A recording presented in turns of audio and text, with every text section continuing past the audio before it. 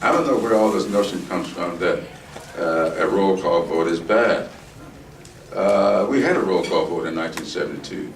For those of us who were in this process for the first time and wanted to vote for an African woman running for American woman running for president, the roll was called and we cast our vote. I knew that George McGovern was going to be the nominee. I mean, we didn't disrupt anything. We just took our place in history and cast that vote. I was very proud of that. I'm still very proud of that. I remember when Jesse Jackson ran. We had a roll call vote.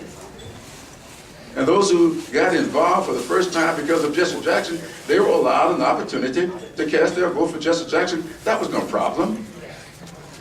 A lot of people got involved for the first time this time. I think it might have been a good thing to put Bill Richardson's name in nomination. So those Latinas that got involved for the first time because of him, fine.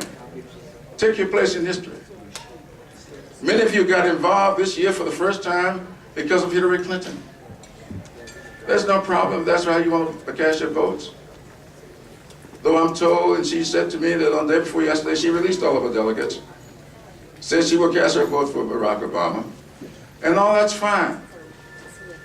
But you know, I want us to remember why we're here. I want us to remember the history of this party. I often talk, and I won't embarrass him, I see Joe Riley here. I'll never forget when I ran for the first time in 1970. Ran for the House of Representatives.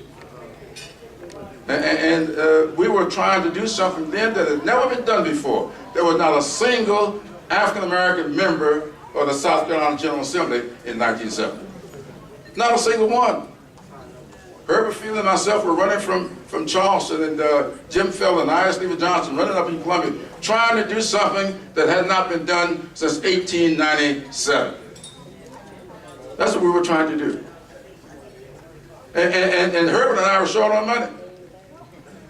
Now, Joe Riley Jr. has always been long on money. He had a name. We were running as a team. We pooled our money and we divided up the TV time, we divided up the radio time. And Joe came to us one day, he said, you know, I'm going to get elected. I know I will. My name is Joe Riley, I'm going to get elected. Nobody knows who Jim Felton is, a few people know, I mean Jim Clyburn is, some few people know who Herbert Field is, but I'm going to get elected. But it's important to our state, it's important to this community for you, Herbert, and you, Jim, to get elected. So I'm giving you all my radio time, I'm giving you all my TV time, because it's important for you all to get elected. And he knew at the time that he was giving up something, because the rule at that time was that whoever led the vote among the candidates would be the automatic chair for the delegation. That was the rule. And if Joe had kept his money for himself, he would have been chair of the delegation, because he took himself off the air. He says, it's not important for me to be chair. What's important is for you to get elected. I'll never forget that. I'll never forget that. And I think that what he did then laid the foundation for me to stand before you right now as the number 3 man in the United States House of Representatives.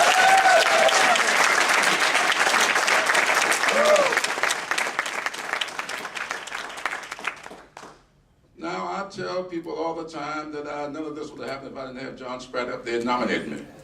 Because every time I ran for something up there, I got John Spratt to nominate me.